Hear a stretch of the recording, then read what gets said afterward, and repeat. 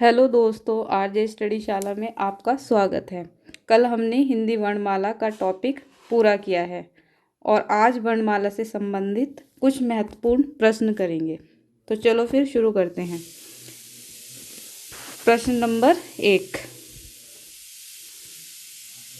प्रयत्न के आधार पर लय किस प्रकार की ध्वनि है? तो प्रयत्न के आधार पर लय किस प्रकार की ध्वनि है? नंबर 1 पार्श्विक, नंबर 2 उच्छिप्त, नंबर 3 प्रकंपित, नंबर 4 संघर्षहीन। तो लय किस प्रकार की ध्वनि है? लय है पार्श्विक ध्वनि। किस प्रकार की ध्वनि है? पार्श्विक। उच्छिप्त व्यंजनों की संख्या कितनी होती है? 2। कौन कौन से? ढ और ढ, ड और ढ। प्रकंपित व्यंजन कौन सा होता है? र। इसे लुंठित वर्ण भी कहते हैं। चलिए अब नेक्स्ट क्वेश्चन देखते हैं। निम्न में से कौन सा व्यंजन अल्प प्राण है? अल्प प्राण का मतलब होता है कम। अल्प का मतलब होता है कम और प्राण का मतलब होता है वायु, यानी जिन्हें बोलने पर कम वायु निकलती है वो क्या कहलाते हैं? अल्प प्राण व्यंजन कहलाते हैं। तो देखते हैं इसका आंसर क्या होता है। ख, च, थ या फिर फ। और मैंने एक चीज़ और बताई थी कल कि अल्प प्राण व्यंजन जो है प्रत्येक वर्ग का पहला, तीसरा और पांचवा वर्ण होता है। तो प्रत्येक वर्ग का पहला, तीसरा, पांचवा वर्ण क्या होता है? अल्प प्राण होता है। तो बताइए इसमें क्या होगा? च, यानी जो च वर्ग है, च, छ, ज, झ, वही है 1, 2, 3, 4 और 5। तो च वर्ग का पहला वर्ण क्या है? च। तो ये क्या कहलाता है? अल्प प्राण। क्या कहलाता है? अल्प प्राण। तीसरा प्रश्न है, ओ का उच्चारण स्थान है। तो ओ का उच्चारण स्थान क्या है? कंठोष्ठ, दंतोष्ठ, दंत्य या फिर तालव्य। तो बताइए क्या है? तो ओ का उच्चारण स्थान होता है कंठोष्ठ। क्या होता है? कंठोष्ठ। दंत्य वर्ण कौन कौन से होते हैं? दंत। कौन से होंगे? त वर्ग। जो त वर्ग के वर्ण होंगे वो क्या कहलाते हैं? दंतोष्ठ। तो त वर्ग के जो वर्ण होंगे वो क्या कहलाते हैं? दंत। क्या कहलाते हैं? दंत। तो त वर्ग में कौन कौन से आते हैं? त, थ, द, ध और न। तो तालव्य कौन से होंगे?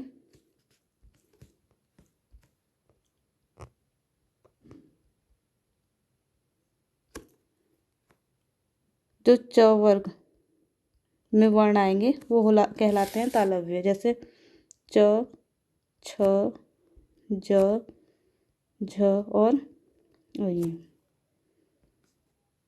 चलिए अब अगला क्वेश्चन देखते हैं। प्रश्न नंबर 4, ऊ ध्वनि। ऊ ध्वनि का उच्चारण स्थान क्या है? तो ऊ ध्वनि का उच्चारण स्थान क्या होता है?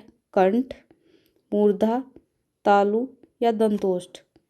तो ऊ ध्वनि का जो उच्चारण स्थान है वो होता है दंतोष्ठ। क्या होता है? दंतोष्ठ। कंठ का उच्चारण स्थान, जो क वर्ग के वर्ण है वो कंठ में आते हैं। तालु में च वर्ग। अगला क्वेश्चन देखते हैं। प्रश्न नंबर 5, निम्न में कौन सा ओष्ठ नहीं है? तो कौन सा व्यंजन है जो तो कौन सा वर्ण है जो ओष्ठ नहीं है? ब, आ, मो या उ। तो आ जो है वो ओष्ठ नहीं है। आ क्या है? कंठ। आ क्या है? कंठ। ब, म और उ क्या होते हैं? ओष्ठ।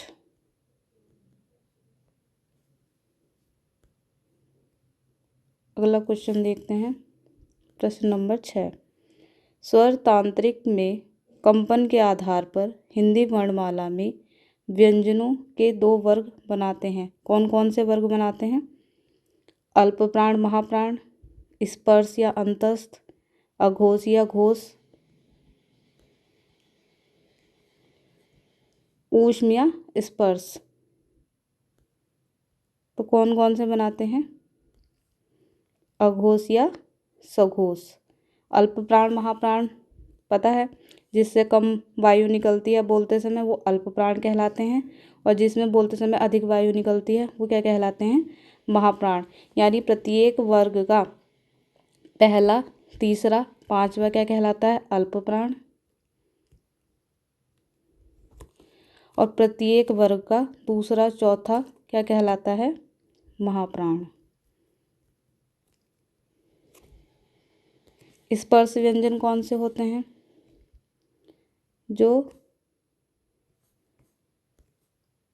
क से म तक जाते हैं, यानी क वर्ग, च वर्ग, ट वर्ग, त वर्ग, प वर्ग। इनमें 5-5 वर्ण आते हैं, वो क्या कहलाते हैं? स्पर्श व्यंजन कहलाते हैं। और स्पर्श व्यंजनों की संख्या कितनी होती है? 25। कितनी होती है?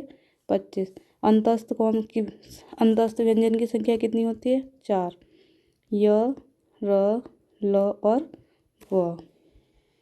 उस अघोष व्यंजन कौन से होते हैं? जिन वर्णों का उच्चारण में नाद की जगह केवल सांस का उपयोग होता है, यानी जिनका उच्चारण करते समय ध्वनि की नहीं सांस की जरूरत होती है, वो क्या कहलाते हैं? अघोष व्यंजन कहलाते हैं। और इनकी संख्या कितनी होती है? इनकी संख्या होती है 13। 13 कैसे होती है? जो प्रत्येक वर्ग का पहला, दूसरा वर्ण, ये क्या कहलाता है? अघोष। श, श, स, ये भी किस में आते हैं? अघोष में। अब सघोष व्यंजन क्या होते हैं? सघोष व्यंजन वो होते हैं जिनसे केवल ध्वनि निकलती है, उन्हें क्या कहा जाता है? घोष या सघोष वर्ण कहा जाता है। और इनकी संख्या कितनी होती है? इनकी संख्या होती है 31। इनकी संख्या कितनी होती है? 31। यानी सभी स्वर कितने होते हैं?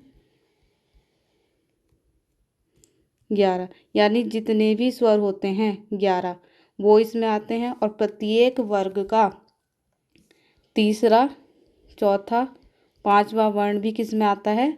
सघोष में आता है। तो सघोष की संख्या कितनी होती है? 31। अगला प्रश्न है प्रश्न नंबर 7। घर्षण से उच्चारित व्यंजन है स्पर्श, ऊष्म, अंतस्थ या संयुक्त। तो घर्षण से उच्चारित व्यंजन कौन सा है? ऊष्म व्यंजन। स्पर्श व्यंजन की संख्या बताइए अभी? 25। ऊष्म व्यंजन की संख्या कितनी होती है? 4। अंतस्थ कितने होते हैं? 4। संयुक्त कितने होते हैं? 4। अंतस्थ कौन कौन से होते हैं? य, र, ल और व। ऊष्म कौन कौन से होते हैं? श, श, स और ह। इन्हें बोलने पर ऊष्मा उत्पन्न होती है मुंह में। संयुक्त कौन कौन से होते हैं? छ, त्र, ज्ञ और श्र। अगला प्रश्न देखते हैं, प्रश्न नंबर 8। निम्न में से कौन सा व्यंजन स्पर्श संघर्षी है? तो कौन सा व्यंजन स्पर्श संघर्षी है? तो स्पर्श संघर्षी है जय, रै, य या श। तो स्पर्श संघर्षी व्यंजन है ज। स्पर्श संघर्षी व्यंजन क्या है? ज। रै को क्या बोलते हैं? प्रकंपित।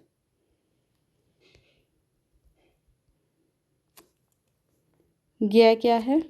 संयुक्त व्यंजन।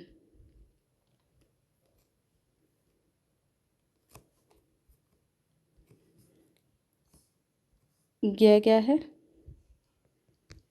संयुक्त व्यंजन किस किस के संयोग से बनता है?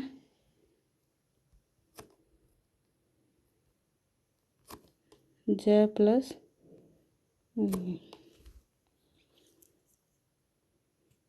अगला प्रश्न देखते हैं। प्रश्न नंबर 9, निम्न में से घोष वर्ण है तो घोष वर्ण कौन सा है? ग, क, ख या फिर च। अभी बताया है घोष व्यंजन किसे कहते हैं? घोष व्यंजन उन्हें कहते हैं जिसमें केवल ध्वनि का उपयोग होता है। ठीक है, जिसमें केवल ध्वनि का उपयोग होता है वो क्या कहलाते हैं? घोष वर्ण कहलाते हैं। और प्रत्येक वर्ग का तीसरा, चौथा, पांचवा वर्ण क्या कहलाता है? घोष कहलाता है। तो कौन सा होगा? ग, यानी क वर्ग का क, ख, ग, ग और अण। तो पहला, दूसरा, तीसरा, चौथा, पांचवा। तो ऑप्शन में क्या आ रहा है? ग। और ये कौन से नंबर पे है? तीसरे नंबर पर। निम्न में से महाप्राण कौन सा नहीं है? महाप्राण का मतलब क्या होता है? महाप्राण उन्हें बोलते हैं जिन्हें बोलते समय अधिक वायु की आवश्यकता होती है, यानी जिन्हें बोलते समय अधिक वायु निकलती है वो क्या कहलाते हैं? महाप्राण कहलाते हैं। और इसमें पूछा है महाप्राण नहीं है, तो महाप्राण कौन सा नहीं है? श, श, स या प। बताइए कौन सा नहीं है? और अल्प प्राण जो है क्या होते हैं? जिनमें कम वायु की आवश्यकता होती है। और महाप्राण जिसमें ज़्यादा वायु की आवश्यकता होती है। अल्प प्राण प्रत्येक वर्ग का पहला, तीसरा, पांचवा वर्ण और महाप्राण प्रत्येक वर्ग का दूसरा, चौथा वर्ण। अल्प प्राण की संख्या कितनी होती है? 20। महाप्राण की संख्या कितनी होती है? 15। तो प क्या है? महाप्राण नहीं है, यानी ये प वर्ग का है।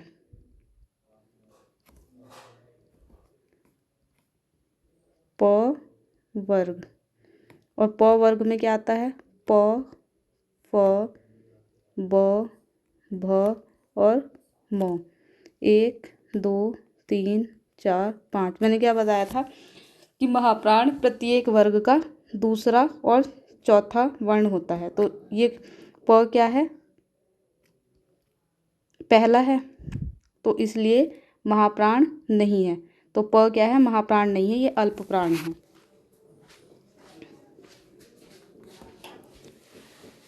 अगला प्रश्न, प्रश्न नंबर 11, आई और ए वर्ण क्या कहलाते हैं? तो आई और ए वर्ण क्या कहलाते हैं? नासिक्य, मूर्धन्य, औष्ठ्य या फिर कंठ तालव्य। तो आई और ए वर्ण कहलाते हैं कंठ तालव्य। यानी कंठ तालव्य का मतलब क्या होता है? जो कंठ से और तालु से बोले जाते हैं वो कंठ तालव्य कहलाते हैं। औष्ठ्य, औष्ठ्य कौन से होंगे? प वर्ग,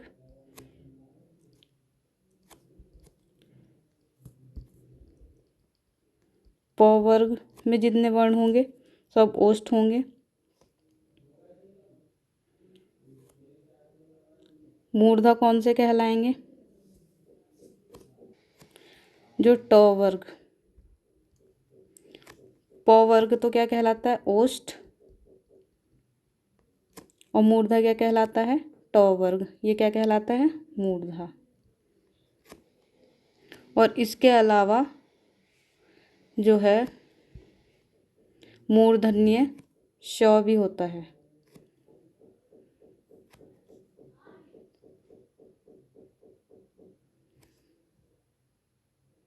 अगला प्रश्न देखते हैं। प्रश्न नंबर 12, किस क्रमांक में ई स्वर का सही उच्चारण स्थान है? तो तालु में है, कंठ में है, ओष्ठ में है, मूर्धा में है। तो किस में है?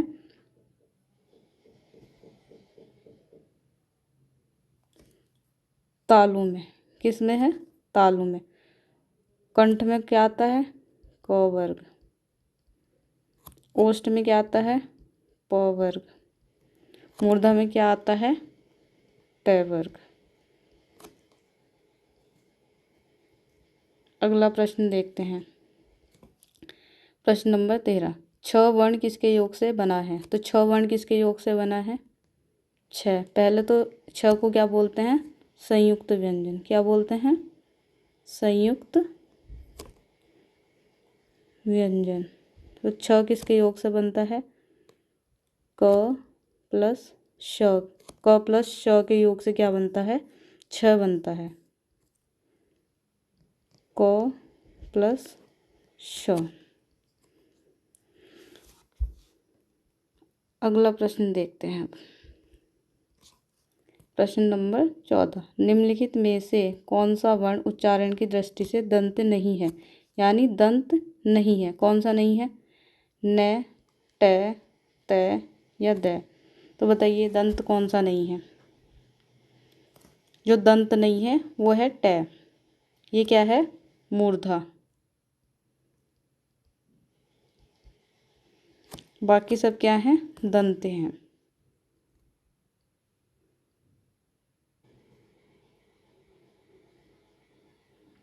अगला प्रश्न देखते हैं। भारतीय संविधान में हिंदी को मान्यता कब प्राप्त हुई? 26 जनवरी 1950, 14 सितंबर 1949, 15 अगस्त 1947 या 14 सितंबर 1955। तो कब प्राप्त हुई? 14 सितंबर 1949। और 14 सितंबर को क्या मनाया जाता है? राष्ट्रीय हिंदी दिवस। राष्ट्रीय हिंदी दिवस। तो 14 सितंबर को क्या मनाया जाता है? राष्ट्रीय हिंदी दिवस। और 10 जनवरी को क्या मनाया जाता है? विश्व हिंदी दिवस।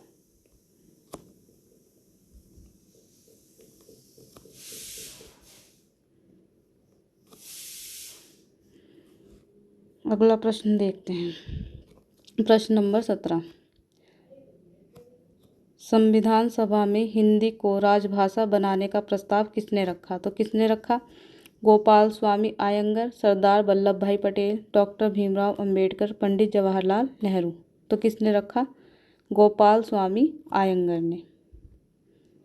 अगला क्वेश्चन देखते हैं। Question number 18। खड़ी बोली का दूसरा नाम क्या है? मगधी, कौरवी, हिंदुस्तानी या बघेली। तो खड़ी बोली का दूसरा नाम क्या है? कौरवी। अगला प्रश्न देखते हैं अब। रामचरितमानस किस भाषा में लिखी गई? ब्रज, भोजपुरी, अवधी या फिर मागधी। तो रामचरितमानस किस भाषा में लिखी गई? अवधी भाषा में। और रामचरितमानस को किसने लिखा है? तुलसीदास ने।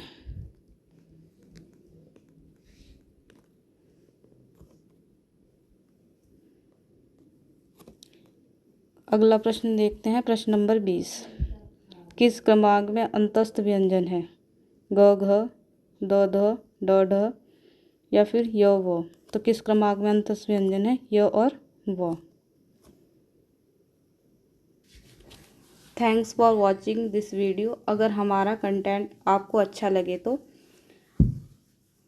वीडियो को लाइक करें, चैनल को सब्सक्राइब करें। तो फिर मिलते हैं नए टॉपिक के साथ। और ये प्रश्न यूपी पुलिस कांस्टेबल के लिए और अन्य एग्जाम की दृष्टि से अति महत्वपूर्ण है। तो प्लीज़ देखना ना भूलें, ज़रूर देखें। Thank you.